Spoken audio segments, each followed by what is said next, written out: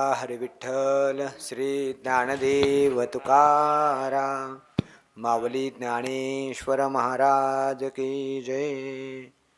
नमः श्री शंकरानंद गुरुपादांबुजन्मने सविलास महामोह ग्राहग्रासैक कर्मणे तत्पादांबुर्भद्वन्द्व सेवा निर्मलचेतसां सुखबोधाय तत्त्वस्य विवेकोऽयं विधीयते.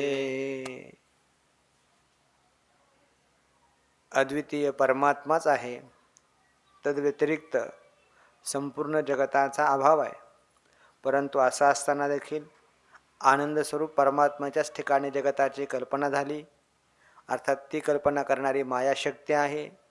त्या शक्तीचं स्वरूप काय आहे, त्याकरता अग्नीचा आणि दाहकता शक्तीचा दृष्टांत हे आपण सर्व पाहिलं. त्यानंतर ह्या संपूर्ण जगताची हे कल्पना स्वरूप आहे हे दाखवण्याकरता ज्या मनानं कल्पना केली त्या मनाचं स्वरूप आपण पाहिलं की जो व्यापक परमात्मा आहे, जो प्रकाशमान आहे, देशकाल परिच्छेद रहित आहे.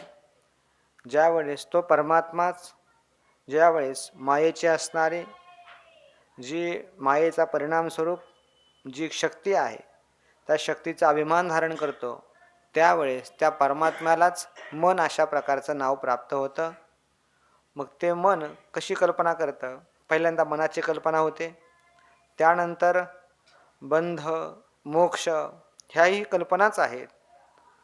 त्यानंतर बंधाची कल्पना झाली असता बंधामध्ये भुवनम त्याचं अभिधान अर्थात प्रपंच रचना, पर्वत, नदी, सरित, समुद्र इत्यादी या सर्वांची बंधाच्या सृष्टीमध्ये कल्पना होते. अशा प्रकारची ही संपूर्ण जगत, हे जगत स्थितीला प्राप्त झालेलं आहे. स्थितीला प्राप्त झालेलं म्हणजे विचाराच्या अभावामध्ये स्थितीला प्राप्त झालेलं आहे. हे आहे असं आपल्याला सत्य वाटतं. हे कसं सत्य वाटतं की ज्याप्रमाणे एखाद्या दाईनं त्या बालकाला विनोदाकरता समजविण्याकरता एखादी कथा सांगावी आणि ती कथाच त्या बालकानं सत्य मानावी, त्याप्रमाणे हे जगत सत्य आहे असं अविवेकी लोक मानतात. तर ती कथा वशिष्ठ ग्रंथातली कथाच या ठिकाणी विस्तृत प्रकारे सांगितली गेलेली आहे की बालकाच्या विनोदाकरता चांगल्या अशा प्रकारची कथा ती दाई सांगते की एका राजामध्ये 3 प्रकारचे असे राजपुत्र आहेत. त्यामध्ये 2 राजपुत्र आणखीन उत्पन्न झाले नाहीत आणि एक तर गर्भामध्येच आले नाही, परंतु ते अतिशय धर्मशाली आहेत. अत्यंत अभावरूप नगरामध्ये राहतात आणि ते अतिशय विमल अर्थात अभ्रांत अर्थात शुद्ध अंतकरणाचे जे आहेत. तर शुद्ध अंतकरणाचे धर्मात्मा राजपुत्र आपल्या नगर अर्थात अभावरूप नगरापासून निघाले आणि जात असताना त्यांनी गगनामध्ये अतिशय जे वृक्ष पाहिले, अशी फलाने लगटलेले युक्त अशा त्या वृक्षांना त्यांनी आकाशामध्ये पाहिलं. आणि हे पुत्र हा त्रयापि राजपुत्र हा आणि 3ही राजपुत्र जे आहेत तर ते जे अर्थात शशाशृंगाचं धनुष्य घेऊन शिकार करण्याकरता ते निघालेले आहेत. आणि पुढे त्यांना भविष्यात नगर लागलं आणि त्या भविष्यात नगर आणखी नगर जे निर्माणच झालं नाही अशा नगरामध्ये ते आता सुखाने राहत आहेत. ही गोष्ट हे राम धात्रीने सांगितली गेलेली ही शिवात सुंदर अशा प्रकारची ही बालकांकरता सांगितली गेलेली कथा सांगितली गेली. आणि आता यात वास्तविक कोणताही पदार्थ आहे का? काही नाही, केवळ फक्त बोलणं मात्र आहे. परंतु असं असताना देखील तो बालक मात्र विचाररहित अशा बुद्धीच्या द्वारा हे खरंच आहे अशा प्रकारचा निश्चय करून बसला. त्याप्रमाणे हा जसा दृष्टांत आपण पाहिला तर त्या दृष्टांत सिद्धांतामध्ये असतात. त्याचप्रमाणे असं हे संपूर्ण परिदृश्यमान हे संपूर्ण संसार जगताची रचना जे आहे, जे विचारोज्झित चेतसाम, ज्यांच्या ठिकाणी विचाराचं सामर्थ्य नाही, विचाररहित असे चित्ताचे जे पुरुष आहे तर ते त्यांना बालिकाख्यायिका इव, जशी ह्या बालकाकरता सांगितली गेलेली कथा त्या बालकाला खरीच वाटते, त्याप्रमाणे त्या अज्ञानी पुरुषांच्या ठिकाणी हे जी जगत आहे, जगताची सत्यता आहे, तर ही अवस्थितीमुपागतः त्या चित्तामध्ये त्यांना स्थिती प्राप्त झालेली आहे. त्याला हे जगत सत्य वाटतं आहे. तर वशिष्ठ ऋषींनी सांगितलेली जी कथा उपाख्यान त्याच्या ठिकाणी उपसंहार करतात. अशा उपाख्यानांच्याद्वारा अशा अनेक उपाख्यान आहेत वाशिष्ठामध्ये. कशासाठी सांगितले? मायाशक्तीचा विस्तार जो आहे वशिष्ठ ऋषींनी त्या आपल्या ग्रंथामध्ये सांगितला गेलेला आहे. अशा प्रकारे मायेच्या सद्भावाविषयी प्रमाण सांगून ती माया अनिर्वचनीय कशी आहे याच्याकरता आता प्रतिज्ञा करतात की सा एव शक्ती निरूप्यते. अर्थात ती शक्तीचं निरूपण हेच त्या मायेचं अनिर्वचनीयता सांगण्याकरता सांगितलं गेलेलं आहे. तर ही एषा शक्ती ही कार्याच्या आश्रयतः विलक्षणा भवेत.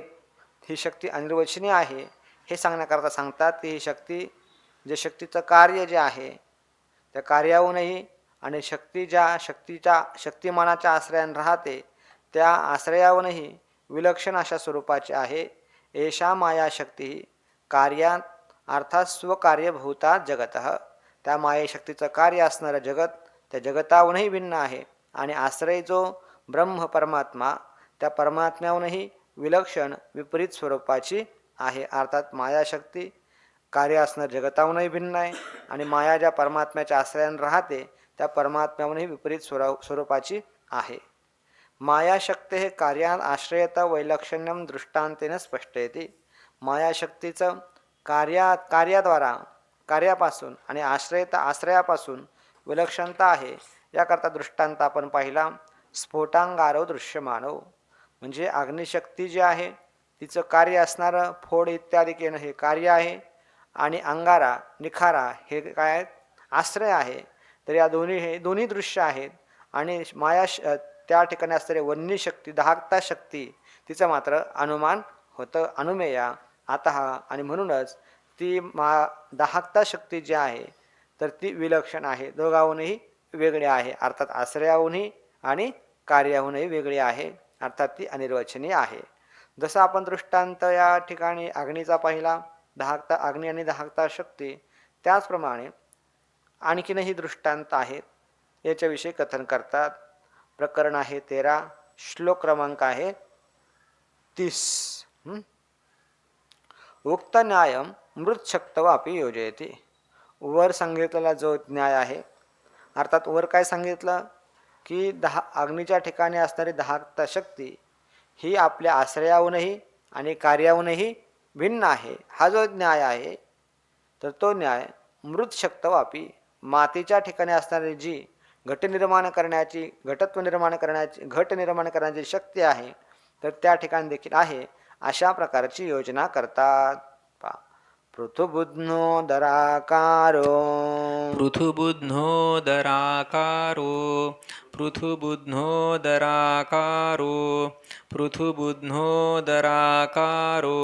घटः कार्योऽत्र मृत्तिका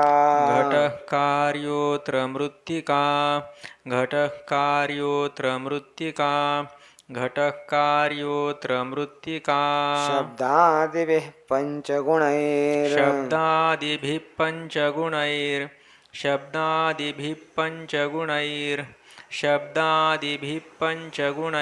युक्ता शक्तिस्त्वतद्विधा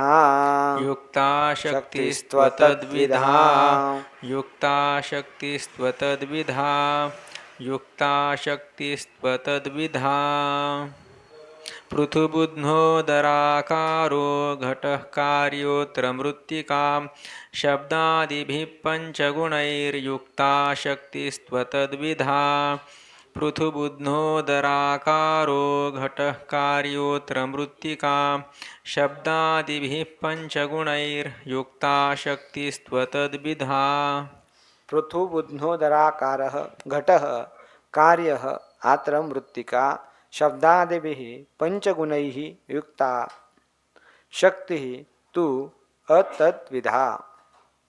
पृथुबुध्नोदराकारः घटः कार्यः शब्दादिभिः पञ्चगुणैः युक्ता मृत्तिका अत्र शक्तिः तु अतद्विधा. पृथुबुध्नोदराकारः पृथु म्हणजे स्थूल अशा स्वरूपाचा, बुध्न म्हणजे गोलाकार असं ज्याचं उदराचा मध्ये जो भाग आहे त्याचं पोट जे आहे तर ते वर्तुळाकार अशा स्वरूपाचं आहे. जो स्थूल आहे आणि मध्ये त्याचं पोट वर्तुळाकार आहे त्याला म्हणतात बुध्न म्हणजे गोल वर्तुळाकार. अशा प्रकारचा उदराचा आकार आहे. असा जो घट हे घटाचं स्वरूप आहे.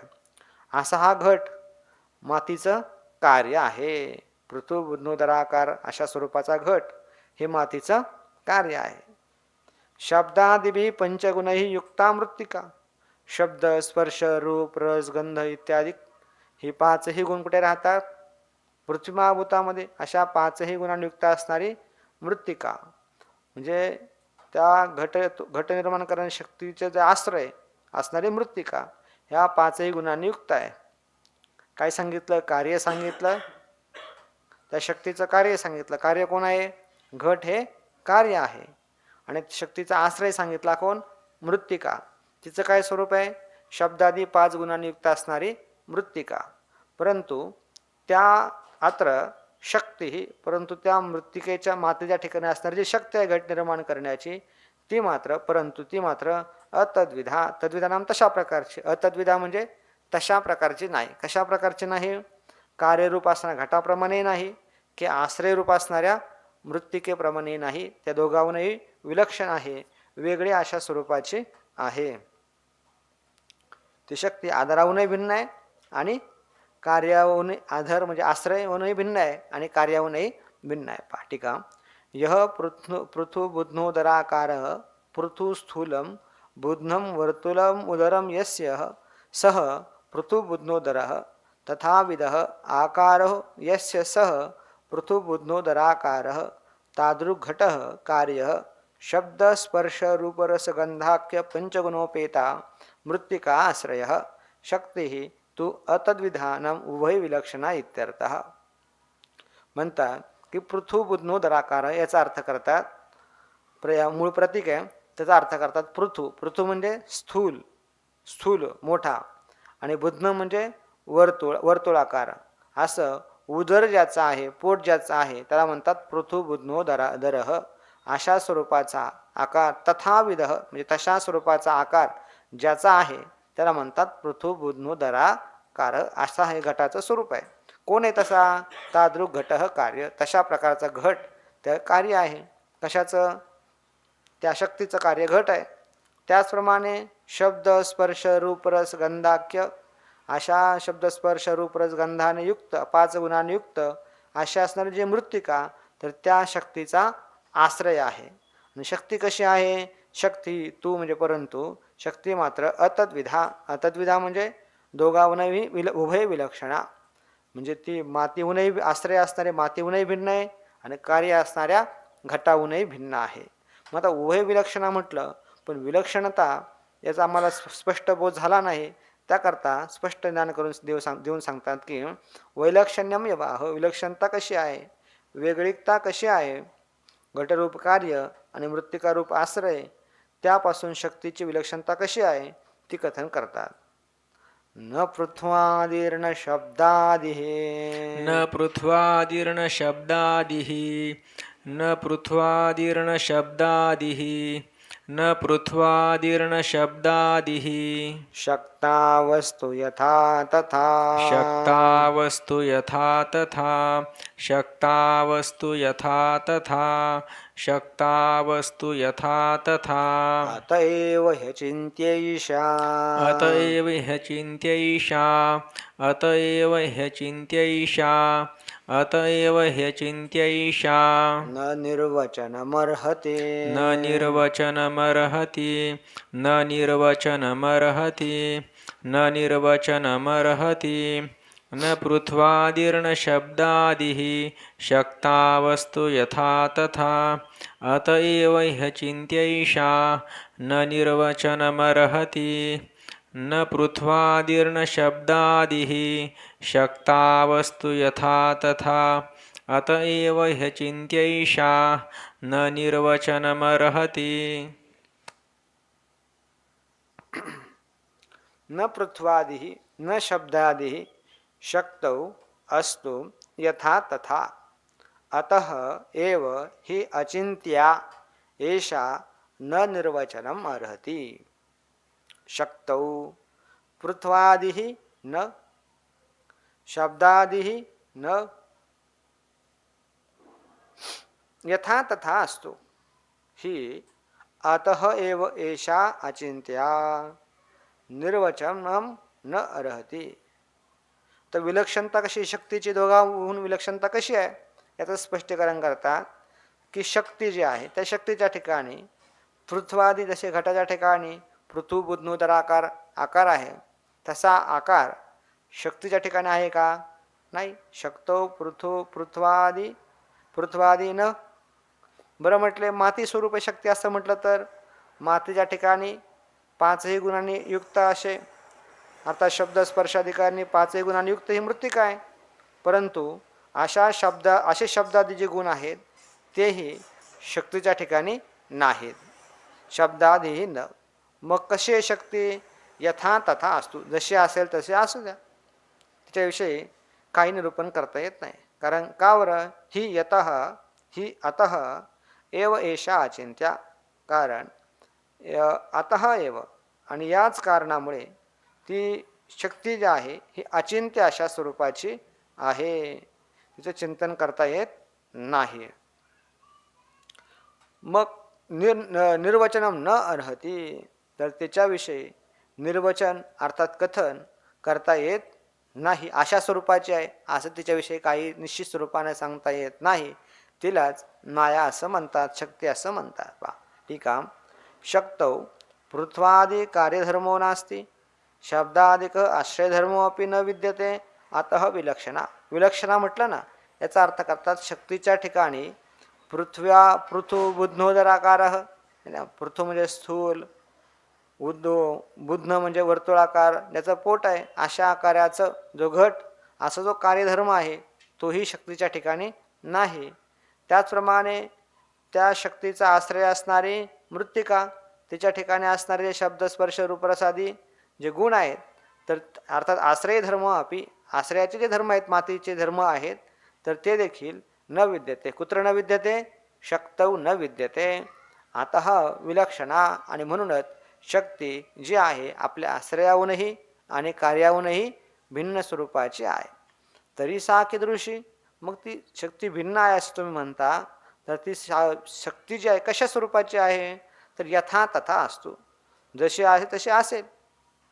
तर जशी आहे तशी आहे म्हणजे इथे उक्तमेव अर्थम स्पष्ट येते. तर त्याचा अर्थाचं स्पष्टीकरण करतात की यतः ज्या अर्थी ही शक्ती कार्यात आश्रयतः विलक्षणा अतएव एषा अचिंत्या चिंतितुम अशक्या. ज्या अर्थी ही शक्ती आपलं जे कार्य असणारे घट किंवा आश्रय असणारे जे मृत्तिका याहूनही विलक्षण आहे आणि यामुळेच एषा ही जी शक्ती आहे अचिंत्या न चिंतितुम अशक्या. तिचं चिंतन करणं अशक्य आहे. विचार करणं अशक्य. तिच्याविषयी काय चिंतन करणार? ननु तरी अचिंत्यमेव तस्याः स्वरूपम. मग म्हटलं जिच्याविषयी चिंतनच करता येत नाही तिचं स्वरूपच काय आहे? अचिंत्य असंच तिचं स्वरूप आहे असं म्हणा. ती कशी आहे? अचिंत्य. ननु तरी अचिंत्यमेव तस्याः स्वरूपम. तर अचिंत्यपणा हेच शक्तीचं स्वरूप आहे असं म्हणायला काय हरकत आहे? तर त्याचे उत्तर देतात तर निर्वचनम न अर्हती. तर तिच्याविषयी बोलता येत नाही. कसं बोलता येत नाही? भेदेन अभेदेन अचिंत्यत्वादिना वा येन केनापि रूपे निर्वचनम न अर्हती. ही माया अशी आहे म्हणजे माया त्या आश्रयाहून भिन्न आहे किंवा अभिन्न आहे, कार्याहून अभिन्न आहे किंवा आश्रयाहून अभिन्न आहे असं कोणत्याही रूपानं प्रतिपादन करता येत नाही. भिन्न भिन्न रूपानं नाही, भिन्न रूपानंही नाही आणि अभिन्न रूपानंही नाही, अचिंत्य रूपानंही नाही. येन केनापि रूपेनं कोणत्याही रूपानं तिच्याविषयी सांगता येत नाही. अशी जी आहे की रूपे निर्वचनम न अर्हती त्या असं सांगणारा योग्य नाही. अशी जी आहे तिलाच माया असं म्हणतात. अचिंत्य रचनात्मक अशा स्वरूपाची ही माया आहे. ननु कारण स्वरूपातिरिक्त शक्ती यदि अस्ति तरी कारणस्वरूपम इव सा कुतः न अवभासते इति आशंक्य आह. पुन्हा शंका घेतली आहो. शक्ती तुम्ही अनिर्वचनीय मानता परंतु ही शक्ती कारण स्वरूपातिरिक्त शक्ती ही कारण असणारी जी मृत्तिका स्वरूपाहून अतिरिक्त शक्ती यदि असते, का मृत्तिकेहून भिन्न जर शक्ती आहे, तर मग कारण स्वरूपमिव सा कुत न अवभासते. कारण स्वरूपाहून अतिरिक्त शक्ती ही यदि असते, कारण स्वरूपाहून अतिरिक्त अशा प्रकारची घटाला हेतू अशी जी मृत्तिका, तर त्या मृत्तिकेच्या स्वरूपाहून जर भिन्न शक्ती आहे, तर मग तरी कारण स्वरूपमिव, तर मग मृत्तिकारूप जे कारण आहे, तर त्या मृत्तिकारूप कारण स्वरूपाप्रमाणेच सा कुत न अवभासते, कारण स्वरूपाप्रमाणे ती शक्ती का बरं आपल्याला प्रतीतीला येत नाही. कारण स्वरूपम इव, कारण स्वरूपातिरिक्त शक्ती यदि असते, कारण स्वरूपाहून अतिरिक्त भिन्न जर शक्ती आहे, तर कारण स्वरूपम इव. तर कारण कोण आहे? मृत्तिका. आपल्याला दिसते की नाही? दिसते. जशी कारण रूप मृत्तिका आपल्याला दिसते, त्याप्रमाणे कारणाहून भिन्न असणारी जी काही माती घट निर्माण करण्याची शक्ती, तर त्या शक्तीचा आपल्याला प्रतीती का बरं येत नाही, अशा प्रकारची शंका घेतलेली आहे. त्याचं उत्तर आता श्लोकात सांगतात पहा. कार्योत्पत्ते पुरा शक्तीर कार्योत्पत्तेः पुरा शक्तिर् कार्योत्पत्तेः पुरा शक्तिर् कार्योत्पत्तेः पुरा शक्तिर् निगूढामृद्यवस्थिता निगूढामृद्यवस्थिता निगूढामृद्यवस्थिता निगूढामृद्यवस्थिता कुलालादिसहायेन कुलालादिसहायेन कुलालादिसहायेन कुलालादिसहायेन विकाराकारतां व्रजेत् विकाराकारतां व्रजेत् विकाराकारतां व्रजेत् विकाराकारतां व्रजेत् कार्योत्पत्तेः पुरा शक्तिर्निगूढामृद्यवस्थिता कुलालादिसहायेन विकाराकारतां व्रजेत् कार्योत्पत्तेः पुरा शक्तिर्निगूढामृद्यवस्थिता कुलालादिसहायेन विकाराकारतां व्रजेत्. कार्योत्पत्तेः पुरा शक्तिः निगूढा मृदि अवस्थिता कुलालादिसहायेन विकाराकारतां व्रजेत्. शक्तिः कार्योत्पत्तेः पुरा मृदि निगूढा अवस्थिता कुलालादिसहायेन विकाराकारतां व्रजेत. तर म्हटले जशी माती दिसून येते, त्याप्रमाणे शक्ती का दिसून येत नाही, त्याच्याविषयी कथन करतात. जी शक्ती आहे कार्योत्पत्ती हे पुरा, घटरूप कार्य उत्पन्न होण्याच्या पूर्वी जी शक्ती, ती मृदी निगुणा अवस्थिता, मातीमध्ये आपले जे कारण आहे, तर त्या मातीमध्येच गूढ अशा प्रकारची स्थित आहे. त्याचं आपलं स्पष्ट दर्शन होत नाही. मग नंतर काय होतं, ज्या वेळेस कुलालादिकांचं सहाय्य, कुलाल म्हणजे जे काही दंड चक्र इत्यादिकांच्या सहाय्यानं ती शक्ती जी आहे विकाराकारतां व्रजेत, तर ते मातीच्या ठिकाणी असणारी जी शक्ती, घटे उत्पत्ती कार्य सहाय्यक असणारी शक्ती, तीच विकाराकारतां अर्थात विकाराला अर्थात घटाधिक आकाराच्या रूपानं परिणामाला पावते, घटाधिक रूपानं होते. मृतशक्ती घटादि कार्योत्पत्ते पूर्व मृदा निगुढा अवस्थिष्ठते अतः न अवभासते.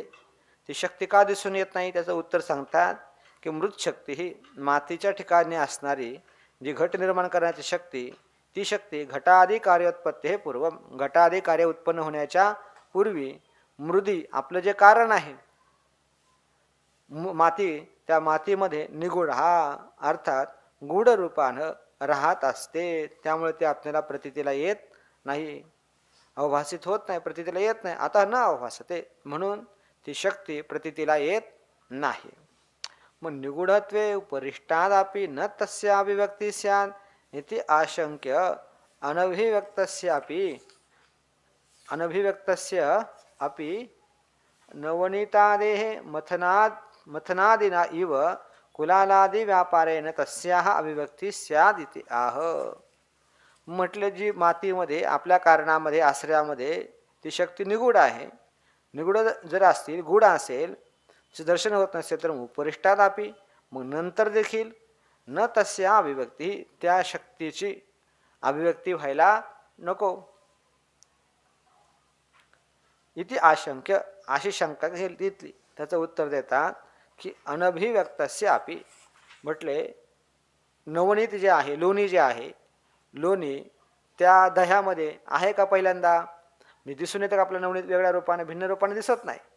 परंतु अभिव्यक्त, अनभिव्यक्तस्य अर्थात अभिव्यक्त नाही, प्रगट नाही असं असणारं लोणी हे देखील ज्या वेळेस मंथन केलं जातं, मथनादिना इव, जसं मंथन केल्यानंतर नवनीत लोण्याचा गोळा जो आहे हा वेगळा होतो, त्याप्रमाणे त्या मातेच्या ठिकाणी कुलालादिकांचा व्यापार घडला असता, अर्थात कुलाल, दंडचक्र इत्यादिकांचा व्यापार झाला असता, त्यांच्या क्रियेच्या द्वारा तस्या अभिव्यक्ती स्या, तस्यानां त्या मायाशक्ते, हे मायाशक्तीची कार्यरूपानं अभिव्यक्ती होते.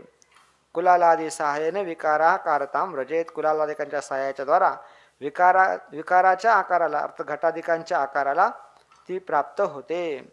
आदी शब्देनं दंडचक्रादया गृह्यन्ते. कुलालादी असं म्हटलं, केवळ कुंभारच घट निर्माण करतो का? तर आणखीन सहाय्यता लागते. दंडचक्र इत्यादी सहाय्यांच्या द्वारा ती घट निर्माण करण्याची शक्ती आहे, तर ती शक्तीच विकाराकारतेला, अर्थात जे घटाधिक आकार आहेत त्या घटाधिक आकाराला प्राप्त होते. ननु कारणातिरिक्तस्य शक्तिकार्यस्य सत्वे कार्यकारणयोः भेदो न कुताव भासते इति आशंक्य भेदप्रतीति हेतोः विचारस्य अभावाद इति आह.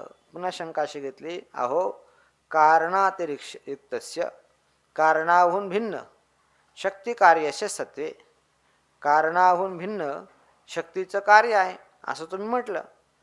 कार्यकारणयो भेद, आताच तुम्ही म्हटलात कारणाहून अतिरिक्त शक्तीचं कार्य आहे, घटरूप कार्य आहे, कारण मृत्तिका आहे, तर त्याहून शक्ती कार्यस्य सत्वे असं जर आहे, तर मग कार्यकारणयो भेद, कार्य आणि कारणाचा भेद आहे, तर तो कुतः न अवभासते, त्याची प्रतीती का बरं येत नाही? कार्य वेगळं आहे आणि कारण वेगळं आहे, असा भेद असा आपल्याला का बरं प्रतीतीला येत नाही? इथे आशंक्य, अशी शंका घेतली असता त्याचं उत्तर देतात, भेद प्रतीती हेतोः विचारस्य अभावात. तर कार्यकारणामध्ये भेद आहे, या प्रतीतीला, या भेदाच्या ज्ञानाला हेतू जो असणारा जो विचार, त्या विचाराचा अभाव असल्यामुळे सगळ्या वास्तविक कारण वेगळं, आश्रय वेगळा आहे, शक्ती वेगळी आहे आणि कार्य, घटरूप कार्य वेगळं आहे. परंतु असं असताना देखील अविचारी मनुष्य सगळ्याला घेऊनच काय म्हणतो, हा घट आहे, असं नाही. तिन्ही वेगवेगळे आहेत. विचारशील जे पुरुष आहेत ते जाणतात, मात्र विचारस्य अभावात, विचाराचा अभाव असल्यामुळे त्यांना भेदाची प्रतीती येत नाही. हीच गोष्ट कथन करतात.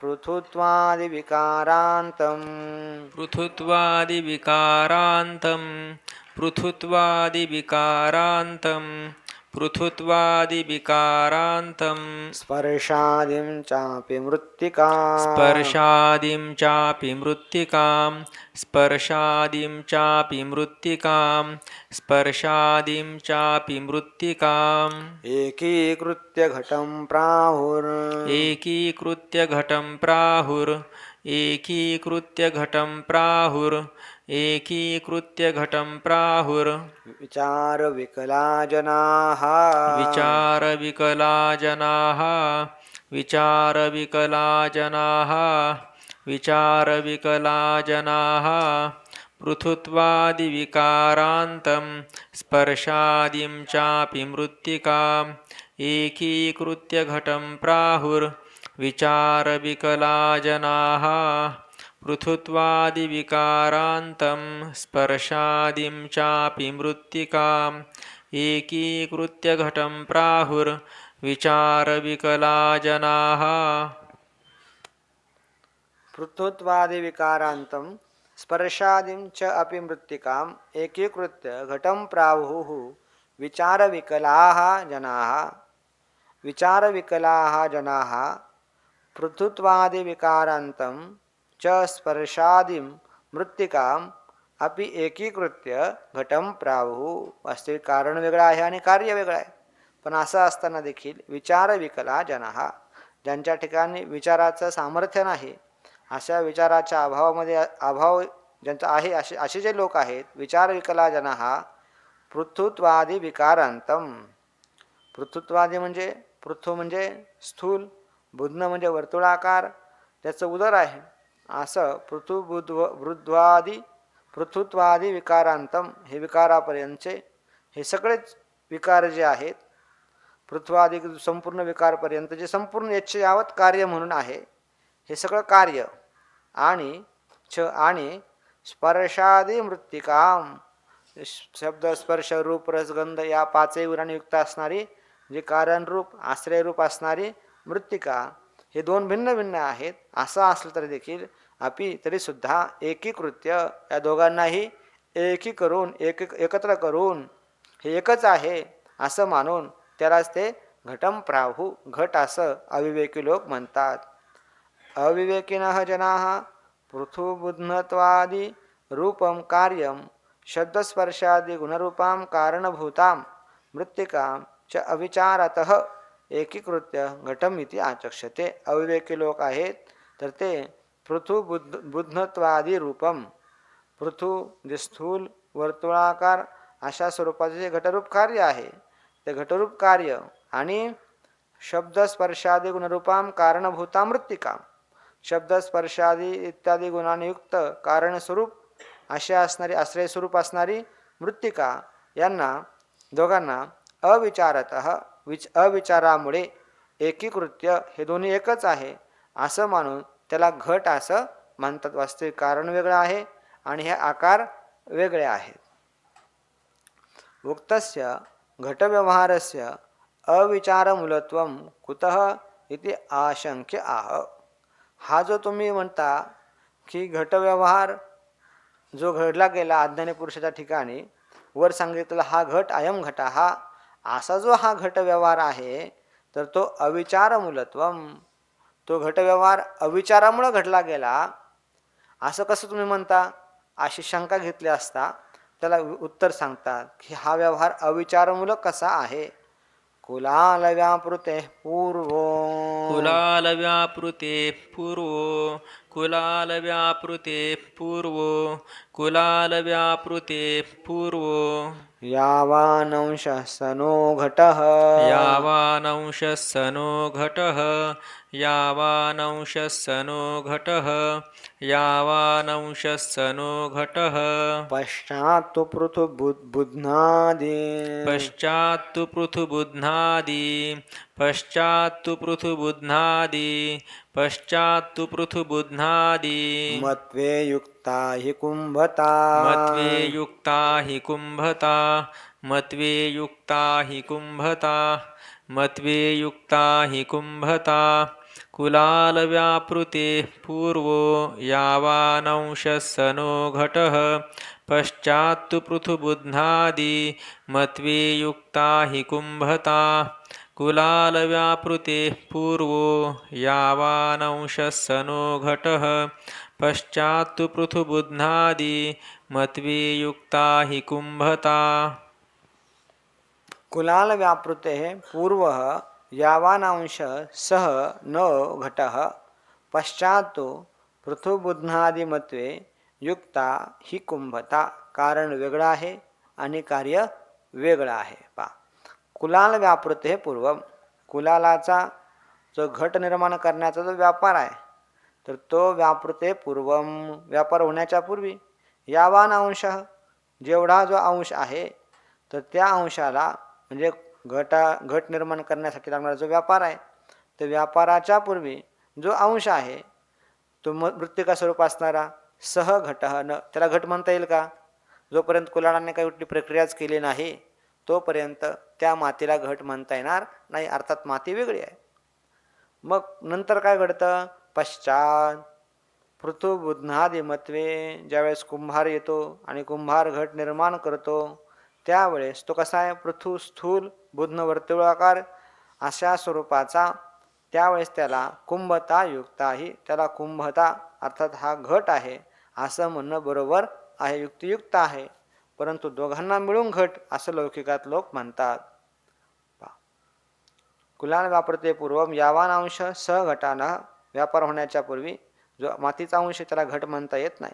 कुलाल व्यापारात पूर्वभाविनः मृदांशस्य अघटस्य घटत्वेन व्यवहारात अविचारमूलत्वम, त्याला आम्ही अविचारमूलक असा व्यवहार असं का म्हटलं?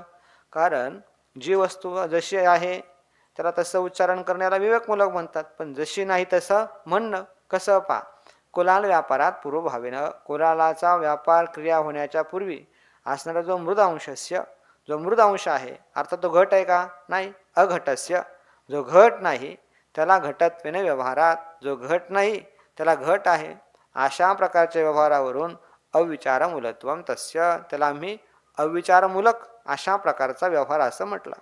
मग कस्य तरी घटत्वम, मग त्या मातेला घट म्हणता येत नाही, मग घट तरी कोणाला म्हणतात? तर पश्चात. पश्चात म्हणजे कुलाल व्यापारानंतरम भाविनः पृथुबुध्नोदराकारस्य एव घटशब्दवाच्यत्वम उचितम तद उत्पत्ती अनंतरमेव घटशब्द प्रयोग दर्शनात इति भावः. कुलालाचा व्यापार झाल्यानंतर पुढे भाविनः पृथुबुध्न, पुढे होणारा जो स्थूल वर्तुळाकार पोटाचा अशा आकाराचा जो घट आहे, आकारस्य एव घटशब्द वाच्य, तो जो निर्माण होतो तोच घटशब्दाचा वाच्य आहे असं म्हणणं उचित आहे. तद उत्पत्त्यानंतरम एव, म्हणजे त्या अशा आकाराची उत्पत्ती झाल्यानंतरच घटशब्द प्रयोग दर्शनात, त्यावेळेस त्याला घट असं म्हटलं जातं. माती असताना त्याला कोणी घट म्हणत नाही. ननु पारमार्थिकस्य घटस्य अनिर्वचनीय शक्तिकार्यत्वम अयुक्तम इति आशंक्य घटस्यापि पारमार्थिकत्वम असिद्धम इति आह. शंका घेतली की तुम्ही म्हटलात की हा घटा व्यापार म्हणजे कुंभारानं व्यापार केल्यानंतर घट जो काही वर्तुळाकार निर्माण होतो तो घट शब्दाचा वाच्य आहे असं तुम्ही म्हटलात, म्हणजे पारमार्थिक सत्य असा घट निर्माण होतो. मग यावरती पूर्वपक्षाने शिष्याने शंका घेतली, अहो घट सत्य घट परमार्थिकत्व, पारमार्थिकस्य घटस्य, घट कसा निर्माण झाला? पारमार्थिक सत्य असा घट निर्माण झाला. पण परमार्थिकस्य घटस्य, परमार्थिक घटाची उत्पत्ती कुठून झाली? अनिर्वचनीय शक्ती कार्यत्वम, अनिर्वचनीय असणारी शक्ती. आता पाठीमागे सांगितलं ना शक्ती कशी आहे? अनिर्वचनीय आहे. ते भेदानं अभेदानं कोणत्याही प्रकारे तिचं निरूपण करता येत नाही. ते आश्रयाहूनही भिन्न आहे, कार्याहूनही भिन्न आहे, कोणत्याही अचिंत्य आहे, कोणत्याही रूपाने तिचं प्रतिपादन करता येत नाही, अशी अनिर्वचनीय मिथ्या शक्ती आहे. मग आता हा जो घटरूप कार्य आहे, हा घटरूप कार्य पारमार्थिक असताना घटरूप कार्य, पण ते कार्य ज्याच्यापासून उत्पन्न झालं ती अनिर्वचनीय शक्ती कार्यत्वम, अनिर्वचनीय शक्तीचं कार्य आहे. म्हणजे शक्ती कशी ठरली मागे सांगितलं तुम्ही, शक्ती कशी आहे? अनिर्वचनीय शक्ती आहे. आणि मग त्या अनिर्वचनीय शक्तीचं कार्य असणारा घट हा कसा व्हायला पाहिजे? अनिर्वचनीय व्हायला पाहिजे. आणि तुम्ही काय सांगता? सत्य घट निर्माण झाला नाही का, त्याला सांगतात असं म्हणणं बरोबर नाही असं तो म्हणतो. इथे आशंक्य, अरे बाबा जर अनिर्वचनीय शक्ती जर मिथ्या आहे, शक्ती जर अनिर्वचनीय आहे तर घटस्य आपी परमार्थिकत्वम असिद्धम, त्याला म्हणतात बाबा पारमार्थिक आम्ही घटही मानत नाही. घटही कसा आहे? अनिर्वचनीयच आहे. जसं कारण मिथ्या आहे तर कार्य काय सत्य ठरेल का? कार्य हे मिथ्याच आहे. जो साच जिथून उपजे तयाचे आधीही साजे, आता नाहीची तो म्हणजे कोठून या नाही का.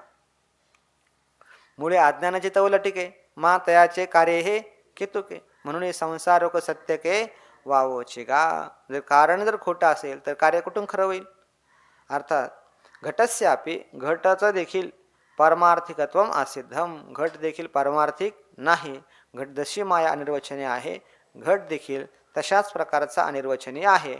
तर त्या परमार्थिकत्वम असिद्धम इति आह, हीच गोष्ट सिद्ध करतात की जे कार्य आहे हे सकल इच्छयावत कार्य हे देखील अनिर्वचनीय आहे. जशी आत्तापर्यंत आपण माया शक्ती जी आहे अनिर्वचनीय सिद्ध केली, आता यानंतर कार्य आहे हे देखील अनिर्वचनीय कसं आहे त्याच्याविषयी स्पष्टीकरण करतात. सघटो न मृदो भिन्नो सघटो न मृदो भिन्नो सघटो न मृदो भिन्नो सघटो न मृदो भिन्नो वियोगे सत्यनीक्षणा वियोगे सत्यनीक्षणात् वियोगे सत्यनीक्षणात् वियोगे सत्यनीक्षणात् नाप्यभिन्नः पुरा पिण्ड नाप्यभिन्नः पुरा पिण्ड नाप्यभिन्नः पुरा पिण्ड नाप्यभिन्नः पुरा पिण्ड दशायामनवेक्षणा दशायामनवेक्षणात् दशायामनवेक्षणात् दशायामनवेक्षणात् सघटो न मृदो भिन्नो वियोगे सत्यनीक्षणात् नाप्यभिन्नः पुरा पिण्ड दशायामनवेक्षणात् सघटो न मृदो भिन्नो वियोगे सत्यनीक्षणात् नाप्यभिन्नः पुरा पिण्ड दशायामनवेक्षणात् सघटः न मृदः भिन्नः वियोगे सति अनीक्षणात् न अपि अभिन्नः पुरा पिण्डदशायाम् अनवेक्षणात् सघट मृदः भिन्नः न वियोगे सति अनीक्षणात् अभिन्ना अपि न पुरा पिंडदशायाम अनवेक्षणात.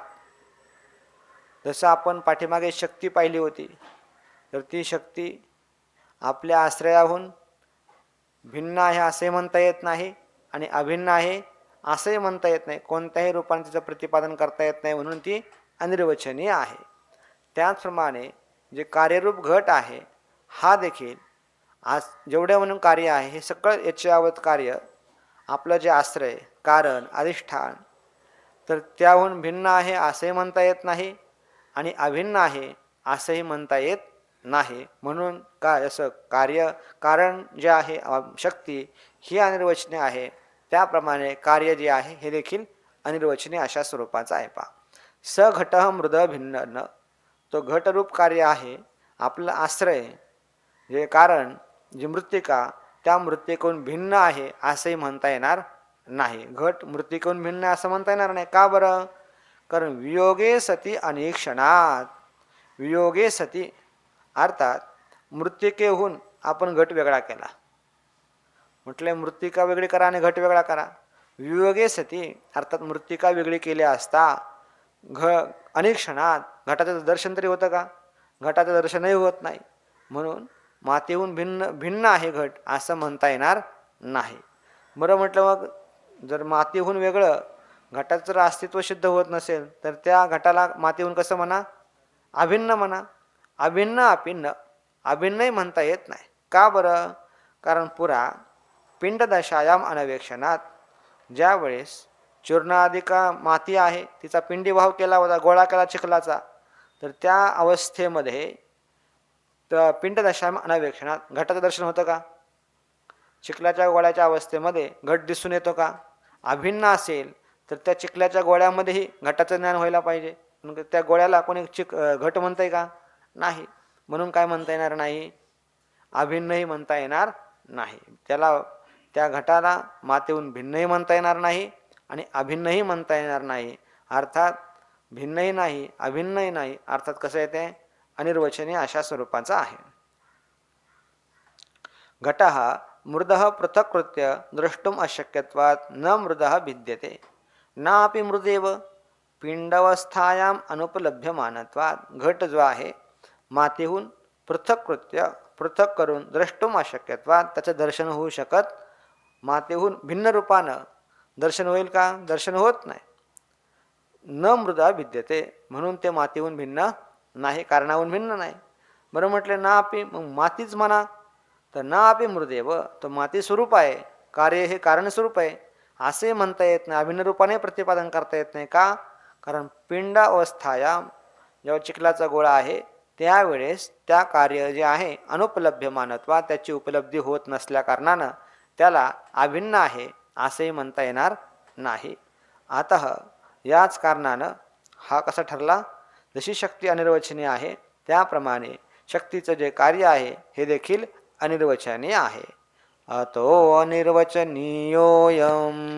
अतो निर्वचनीयोऽयम् अतो निर्वचनीयोऽयम् अतो निर्वचनीयोऽयम् शक्तिवत्तेन शक्तिजः शक्तिवत्तेन शक्तिजः शक्तिवत्तेन शक्तिजः शक्तिवत्तेन शक्तिजः अव्यक्तत्वे शक्तिरुक्ता अव्यक्तत्वे शक्तिरुक्ता अव्यक्तत्वे शक्तिरुक्ता अव्यक्तत्वे शक्तिरुक्ता व्यक्तत्वे घटनामभृत् व्यक्तत्वे घटनामभृत् व्यक्तत्वे घटनामभृत् व्यक्तत्वे घटनामभृत् अतो निर्वचनीयोऽयं शक्तिवत्तेन शक्तिजः अव्यक्तत्वे शक्तिरुक्ता अव्यक्तत्वे घटनामभृत् अतो निर्वचनीयोऽयं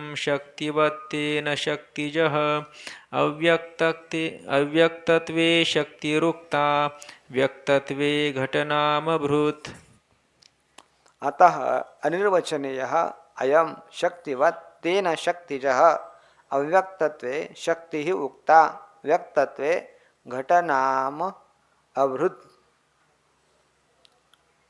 अतः शक्तिवत् अयम् अनिर्वचनीयः तेन शक्तिजः अव्यक्तत्वे शक्तिः उक्ता व्यक्तत्वे घटनाम अभृत्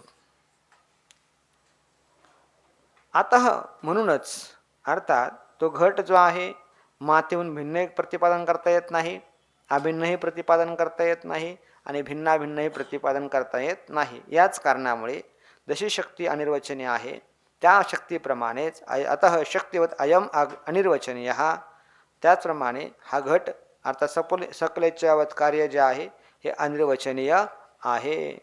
तेन शक्तिजः आणि त्याच हेतूमुळे हे घटरूप जे कार्य आहे हे शक्तिजः शक्तीपासून उत्पन्न झालेलं आहे.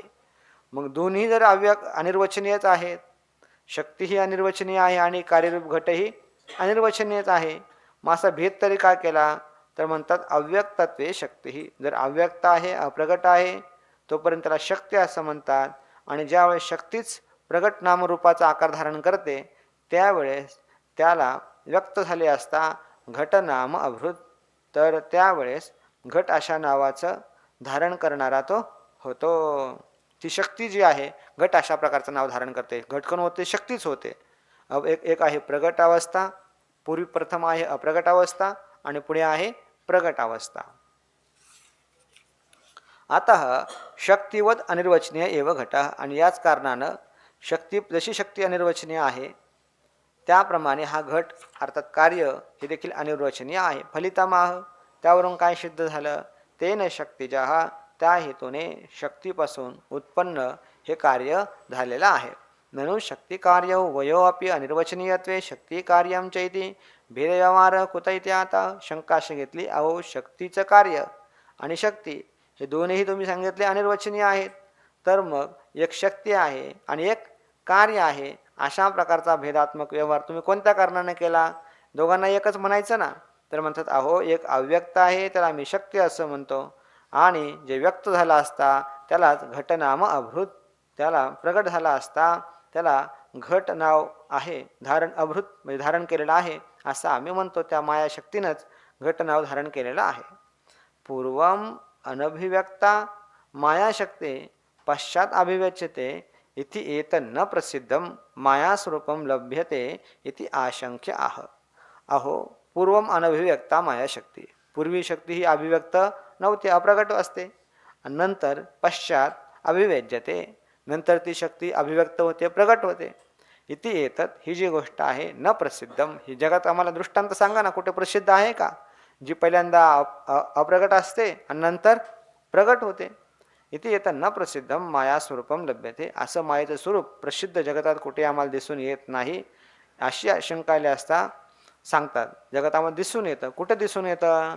ऐंद्रजालिक निष्ठापी ऐंद्रजालिक निष्ठापी ऐंद्रजालिक निष्ठापी ऐंद्रजालिक निष्ठापी मायान व्यज्यते पुरा मायान व्यज्यते पुरा मायान व्यज्यते पुरा माया न व्यज्यते पुरा पश्चाद्गन्धर्वसेनादि पश्चाद्गन्धर्वसेनादि पश्चाद्गन्धर्वसेनादि पश्चाद्गन्धर्वसेनादि रूपेण व्यक्तिमाप्नुयात् रूपेण व्यक्तिमाप्नुयात् रूपेण व्यक्तिमाप्नुयात् रूपेण व्यक्तिमाप्नुयात् ऐन्द्रजालिकनिष्ठापि माया न व्यज्यते पुरा पश्चाद्गन्धर्वसेनादि रूपेण व्यक्तिमाप्नुयात् ऐन्द्रजालिकनिष्ठापि माया न व्यज्यते पुरा पश्चाद्गन्धर्वसेनादिरूपेण व्यक्तिमाप्नुयात् ऐन्द्रजालिकनिष्ठा अपि माया न व्यज्यते पुरा पश्चात् गंधर्वसेनादिरूपेण व्यक्तिम आप्नुयात् ऐन्द्रजालिकनिष्ठा अपि माया ऐन्द्रजालिकनिष्ठा माया अपि पुरा न व्यज्यते पश्चात् गंधर्वसेनादिरूपेण व्यक्तिम आप्नुयात् ऐन्द्रजालिक जो गारुडी विद्या आहे, गारुडी खेळ दाखवणारा आहे, मायाजाल दाखवणारा आहे, तर तो त्याच्या ठिकाणी माया नाही का, विद्या नाही का, आहे, पण दिसते का आत्म्याला ती माया? त्याची माया जोपर्यंत खेळ दाखवत नाही तोपर्यंत ती माया दिसत नाही. ऐन्द्रजालिक निष्ठा माया अपि पुरा न व्यज्यते, जोपर्यंत दाखवत नाही तोपर्यंत ती अभिव्यक्त होत नाही. पश्चात आणि ज्या नंतर मात्र ज्यावेळेस दाखवतो ही संपूर्ण गंधर्व सेना, संपूर्ण सैन्य आहे ना, दोन्हीकडूनही दोन्ही सैन्य आहेत, युद्ध प्रत्यक्ष पुढे दिसतात, आहे का वास्तविक समोर काहीच नाही, पण सगळं दाखवतो. त्याच्याकडे ती कला आहे, त्याच्याकडे मंत्र आहे, त्या मंत्राच्या द्वारा ते सगळं काही तो दाखवतो. पश्चात गंधर्व सेनाद रूपेण व्यक्तिम आपनुयात, ती माया अभिव्यक्त होत असते, पूर्वी नसते, परंतु नंतर मणिपुरा मणिमंत्रादी प्रयोगात पूर्वम, जोपर्यंत मणी मंत्र इत्यादिकांचा प्रयोग केला नाही तोपर्यंत ती माया आपल्याला दिसत नाही. पण ज्या वेळेस तो प्रयोग करतो आणि सर्व लोकांच्या दृष्टीला भुरळ पाडत असतो, हे सगळं आपल्या पुढे दिसून येतं. लौकिकात असं घडतंच की नाही, त्याप्रमाणे ही माया शक्ती जी आहे ही पूर्वी अप्रगट आहे आणि नंतर ती कार्यस्वरूपाला प्राप्त होते. शक्तिकार्यस्य घटादेः अनृतत्वं शक्त्याधारस्य मृदादेः सत्यत्वम् इति एतत् छांदोग्यश्रुतौ अभिहितम् इति आह. शक्ती कार्यास्य घटादेः, शक्तीचं याच्यावर या ठिकाणी घटादेचा दृष्टांत घेतला असला पण ते केवळ उपलक्षण आहे, सगळ्याचंच ग्रहण करायचं. शक्ती कार्यास्य, शक्तीचं म्हणजे माया शक्तीचं याच्यावर जे म्हणून सगळं काही कार्य आहे, हे सगळं कार्य शक्ती कार्याचे घटादे अनृतत्वम, घटाधिक याच्यावर सकल कार्य हे अनृत आहे, खोटे आहे. शक्त्याधारस्य, आणि शक्तीचा जो आधार, ज्या आश्रयानं शक्ती राहते, अशा असणाऱ्या दृष्टांतामध्ये मृदादी, सिद्धांतामध्ये परमात्मा हे जो आहे, जशी मृत्तिका सत्य आहे त्याप्रमाणे सिद्धांतामध्ये परमात्मा सत्य आहे. मृदादे सत्यत्वम, मृदादी जे आधारभूत कारण अधिष्ठान असे असणारे मृत्तिका ती सत्य आहे. सत्यत्वम इति एतत्, ही गोष्ट छांदोग्य श्रुतव अपि अभिहितम, छांदोग्य श्रुतीमध्ये सांगितलेले आहे. जेवढं म्हणून कार्य आहे सगळं खोटं आहे आणि त्या शक्तीचं कारण अधिष्ठान जे मृत्तिका जे आहेत हे सत्य आहे. असा मृत्तिकेचा दृष्टांत, घट आणि मृत्तिकेचा दृष्टांत छांदोग्य श्रुतीमध्ये श्वेतकेतूला उपदेश करण्याकरता उद्दालकांनी आपल्या पित्यानं सांगितलेलं आहे. एवं मायामयत्वेन एवं मायामयत्वेन एवं मायामयत्वेन एवं मायामयत्वेन विकारस्यानृतात्मतां विकारस्यानृतात्मतां विकारस्यानृतात्मतां विकारस्यानृतात्मतां विकाराधारमृद्वस्तु विकाराधारमृद्वस्तु विकाराधारमृद्वस्तु विकाराधारमृद्वस्तु सत्यत्वं चाब्रवीत् श्रुतिः सत्यत्वं चाब्रवीत् श्रुतिः सत्यत्वं चाब्रवीत् श्रुतिः सत्यत्वं चाब्रवीत् श्रुतिः एवं मायामयत्वेन विकारस्यानृतात्मतां विकाराधारमृद्वस्तु सत्यत्वं चाब्रवीच्छ्रुतिः एवं मायामयत्वेन विकारस्यानृतात्मतां विकाराधारमृद्वस्तु सत्यत्वं चाब्रवीच्छ्रुतिः एवं मायामयत्वेन विकारस्य अनृतात्मतां विकाराधारमृतवस्तु सत्यत्वं श्रुती अब्रवीत श्रुती सरळ अन्वय एवं मायामयत्वेन विकारस्य अनृतात्मतां च विकाराधारमृतवस्तु सत्यत्वं श्रुती फक्त अब्रवीत. एवं अशा प्रकारे मायामयत्वेन विकारस्य हे संपूर्ण विकार मायामय अर्थात माया कार्य आहे असं विकार अनृतात्मताम हे सगळे अनृत आहेत खोटे आहेत आणि जेवढं म्हणून कार्य म्हणून आहे विकार आहे सगळं खोटं आहे. परमात्मा कसा विकारावर्तीच्या असती आहे ना सूत्र आहे ना म्हणजे विकाराच्या अंतर्गत येत नाही. विकारस्य अनृत विकार सगळे अनृत आहे खोटे आहेत आणि मग खरं काय विकाराधार हे संपूर्ण विकार ज्याच्यावरती घडतात त्याला आधार असणारा जशी मृदवस्तू सत्यत्वम मृदवस्तू हीच सत्य आहे असं श्रुती अब्रवीत श्रुती सांगती झाली. श्रुतीने सांगितलेलं आहे मायामयत्वेन मायाकार्यत्वेन विकारस्य कार्यरूपस्य घटादेः अनृतात्मतां मिथ्यात्वं विकारादीनां घटादीनां आधारभूतायाः मृदः सत्यत्वं वाचारंभनं विकारो नामधेव मृत्तिका इत्येव सत्यम इत्यादी श्रुती वक्तवती. तर एवं मायामयत्वेन मायामय म्हणजे माया कार्यत्वेन मायेच्या कार्यरूपानं असणारे विकारस्य हे कार्यरूपस्य घटादे कार्यरूप असणारे घटादी संपूर्ण विकार हे अनृतात्मताम ना मिथ्यात्व हे सगळे मिथ्या आहे. विकाराणाम घटादीनाम परंतु विकार जे असणारे घटाधिक विकार त्यांना आधारभूताया आधारभूत स्वरूप असणारी मृदः मृत्तिका मात्र सत्यत्वम ती सत्य आहे हीच गोष्ट सांगितलेली आहे.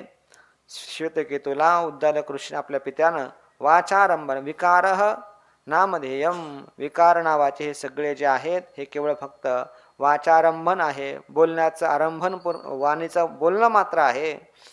वास्तव वाणीचा आरंभ केलेला गेला आहे केवळ त्यात काही वस्तू नाही फक्त बोलणंच आहे. मग खरं काय मृत्तिका इत्येव सत्यम केवळ फक्त मृत्तिकाच सत्य आहे.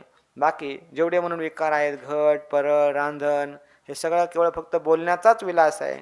वास्तविक सत्य काय सर्वांमध्ये अनुचित असणारी मृत्तिकाच सत्य आहे इत्यादी श्रुती उक्तवती अशा श्रुतीने सांगितलेलं आहे. इदानीं वाचारंभनम इति इति इत्यादी उदाहृतम वाक्यम अर्थतः पठती.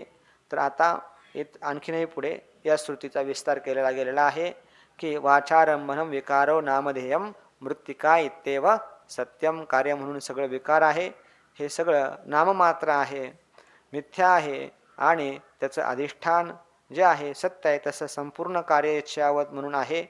माया शक्ती कार्य हे सगळं अधिष्ठानाच्या ठिकाणी केवळ वाचारंभनम विकारो नामधेयम तसं मृत्तिका सत्यम तसं परमात्मा एव सत्यम असा विचार सांगणार आहे. त्याचा विचार आपण उद्या करू. पुंडलिक वरदा हरी विठ्ठल श्री ज्ञानदेव तुकाराम माऊली ज्ञानेश्वर महाराज की जय. ज्ञानदेव तुकाराम ज्ञानदेव तुकाराम ज्ञानदेव तुकाराम ज्ञानदेव तुकाराम ज्ञानदेव तुकाराम ज्ञानदेव तुकाराम ज्ञानदेव तुकाराम ज्ञानदेव तुकाराम ज्ञानदेव तुकाराम ज्ञानदेव तुकाराम ज्ञानदेव तुकाराम ज्ञानदेव तुकाराम तुकाराम तुकाराम तुकाराम तुकाराम तुकाराम पुंडलिक वरदा हरी विठ्ठल श्री ज्ञानदेव तुकाराम माऊली ज्ञानेश्वर महाराज की जय.